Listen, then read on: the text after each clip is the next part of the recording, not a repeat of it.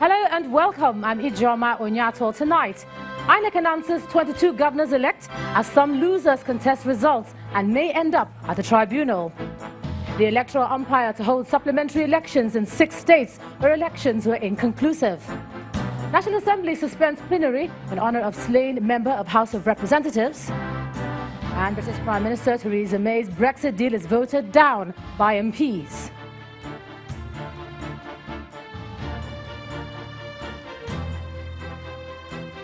On business news tonight, economist Bismarck Rewane sets agenda for Lagos State incoming governor Babajide Sanwo-Olu on urban development.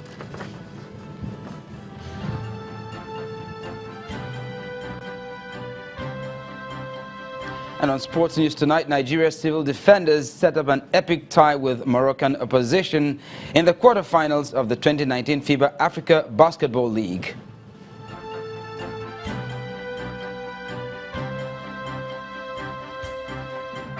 And from Abuja, trial of suspended Chief Justice of Nigeria, Walter Onohe, stalled over his absence at the Code of Conduct Tribunal.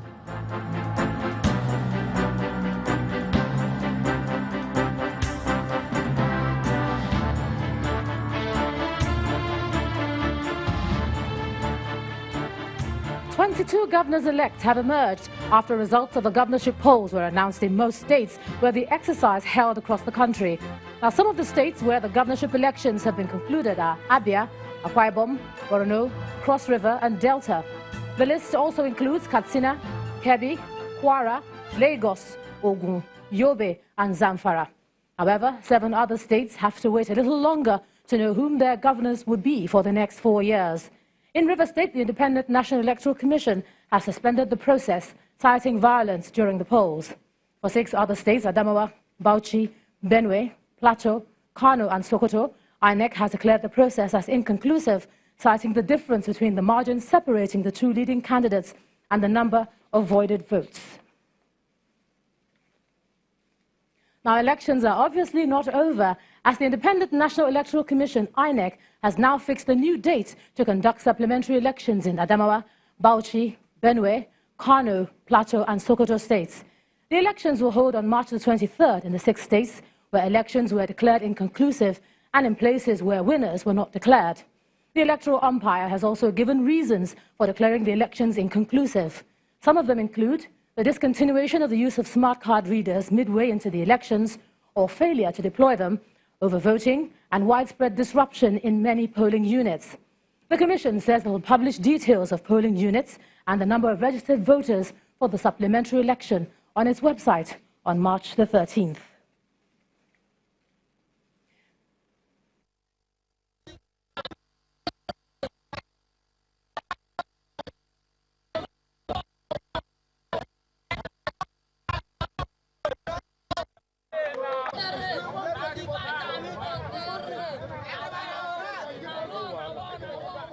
There you have some indigents of River State putting pressure on the Independent National Electoral Commission, INEC, to release the results of the governorship elections held across the state. The protesters, comprising young men and women, requested INEC to release the results since it's been 48 hours after the elections held. For them, irrespective of who is announced winner by INEC, what's of interest to them is for the electoral process in River State to be conclusive.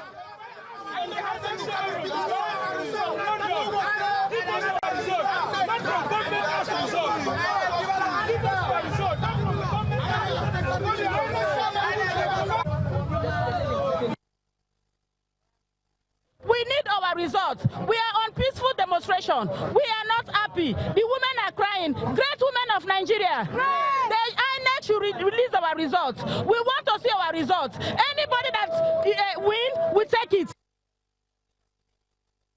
We expected that by this time, INEC should release their result. And if it exceeds more than this, then we begin to sense foul that we are aware that something is really going on. INEC should release, the whole world should hear that over 48 hours now, INEC has failed to release the original result.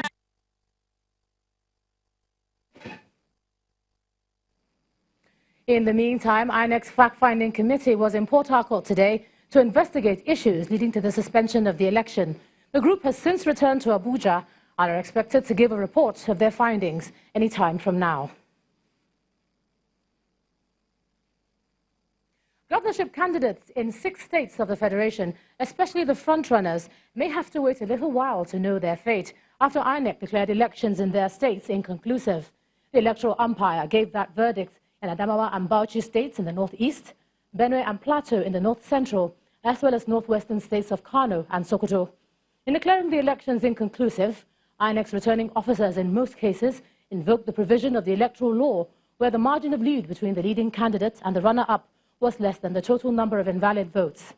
In some cases, the returning officers cited violence and other irregularities in some polling units. Well, joining us on the news at 10 to discuss the issue of inconclusive elections and legal implications is a senior legal practitioner, Mr. Michael Usanga, and he joins us live from Abuja. Thanks a lot for joining us on the news. Now, let's just discuss the fallout. Ijoma. Thanks for having me. That's great. Let's discuss this fallout now of the governorship polls. Now, we see inconclusive results in over 5 states. How busy do you think the courts are going to be this season? Quite busy, Ijoma, quite busy. Not just on the states that elections, like you rightly pointed out, have been declared inconclusive, but even in other states where results have been declared. I've read news reports, I've heard news reports where candidates who have lost at various stages of the electoral process, have expressed some level of dissatisfaction and are warming up to, get to the tribunals and lodge their complaints against the declared outcomes of the election. So I think the courts are going to be very busy this time around. Not like what happened in 2015. We didn't have too many cases in 2015. But this time around, I think the courts are going to be really, really very busy, Ijoma. Well, you're a legal practitioner. In some states, we heard, okay, it was a smart card reader, and then the margin of victory. We also heard about violence as well. Do you think the Electoral Act should have specific provisions spelled out, for each situation, for each infraction, and not just having to redo the whole process? Well, I mean, if you look at the Electoral Act, the Constitution, and then most importantly, the guidelines for the conduct of the 2019 elections, these are the 3 most relevant documents or pieces of legislation that should guide the conduct of the 2019 election. More often than not, the conversation doesn't factor in the guidelines, but it's as important as the other 2 documents, and I mean the Constitution of the Federal Republic of Nigeria and then the Electoral Act 2010. And if you look at guideline 47 of the guidelines, exactly 3 months issued by INEC. It was on the 12th of January of this year that the guidelines was issued. So it's exactly 3 months today. Guidelines 47 actually lists a number of situations under which an election may be declared. By the way, I should have said that you're not likely to find in the Constitution or in the Electoral Act or even in the guidelines itself, the expression inconclusive. But the 3 pieces of legislation, and I call the guidelines a piece of legislation, not because it has been validly passed by the National Assembly, but it carries the weight of law. So I call it loosely a piece of legislation. And you're not likely to find the expression inconclusive or deadlock as used by some media organizations. Yes. But there are situations described in each of these texts where they might fit in with the situations that have warranted a declaration of inconclusivity, if I may use that word, Ijoma. So I was talking about guideline number 47. It lists a number of situations where the returning officer or the resident electoral commissioner, as the case may be, might want to declare that elections have not ended as anticipated or as envisaged by law, and will ask that such an election be reconducted. There are about 9 different situations. It could be because someone snatched results and tore them away, tore them completely, or because some voters have refused the use of a smart card reader machine, or a smart card reader machine has failed, or a number of other options that are there listed therein in guidelines number 47. There are about 9 of them. I think the question is, the situations in the 6 states that you have mentioned have to be placed side by side with the provisions of guideline number 47 of the guidelines of INEC for the 2019 general elections, and we must then see whether these situations meet up with the requirements of guideline number 47. All right, legal practitioner Mr. Michael Saha, thanks a lot for joining us and sharing your thoughts on the news at 10 tonight. My pleasure, Ijoma. Thanks. Now, some political parties that lost out in the just concluded governorship elections are already rejecting the outcome of the exercise after winners were announced by the Independent National Electoral Commission. Our next report looks at the issues raised by the parties in respect of the result.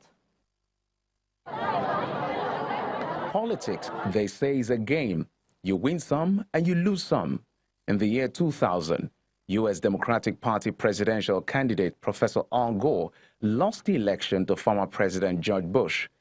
He, however, said, quote, "Let there be no doubt, while I strongly disagree with the court's decision, I accept it. And tonight, for the sake of our unity as a people and the strength of our democracy, I offer my concession." These lines of thought may not have characterized the outcome of the March 9th governorship election in some states, as candidates who lost at the polls are reeling out rejection statements contesting the validity of INEC's decision. From the South states of Akwa Ibom and Delta, the APC governorship candidates Obongsi Maikere and Great Ogboru have rejected the outcome of the governorship election, which saw them lose to the candidates of the PDP. They cite election irregularities. The results showed that APC won in 26 of the 31 local government areas of the state. We have the results from the polling units already to confirm this. We made an inductive analysis of the situation and we called upon INEC to take a decision to disrupt, suspend further announcement of those results. Similar scenario played out in the southeastern states of Abia and Imo, where the APC and ABGA governorship candidates in Abia State made statements rejecting the election results. We therefore reject in its totality the results of the 2019 governorship election and demand its total cancellation. For the Action Alliance governorship candidate in Imo State, Mr. Uche Nwosu, he disagrees with the outcome of the election. The result is totally unacceptable, and the proclamation by the returning officer, the Vice Chancellor of Omodike, is totally unacceptable. The reason being that the candidate of PDP, who was declared winner, was not able to make 2/3 of the entire vote by the entire local government in Imo State. In Adamawa State, the APC leadership in the region has also rejected the result of the election. They say the exercise was compromised and they demand cancellation. In the local government, most of the votes, proper election did not hold place. They intimidate our supporters and collect anything they want to collect. The same thing with some part of Lamurde. The same thing happened in Guyuk. And the same thing happened in Numa. So this shows you that this system, from the beginning, it has been compromised. Similarly, the PDP candidate in Kaduna State governorship election says results declared by INEC was not a true reflection of what transpired at the various polling units. It is on this basis of these established irregularities that our party, in a petition to the State Resident Electoral Commissioner, rejected the result and called for its outright cancellation. The long road to seek the consent of the electorate to provide public service can be long and challenging. The electioneering journey arouses strong sentiment and disagreement. Now the buck stops at the courts, where their decision will either create a deeper gulf of discord among the political stakeholders or heal the division from the campaign created by partisan rancor. In part 2, after the break, observers, political parties differ over outcome of Kaduna State governorship elections. That's in a moment. Just stay with us.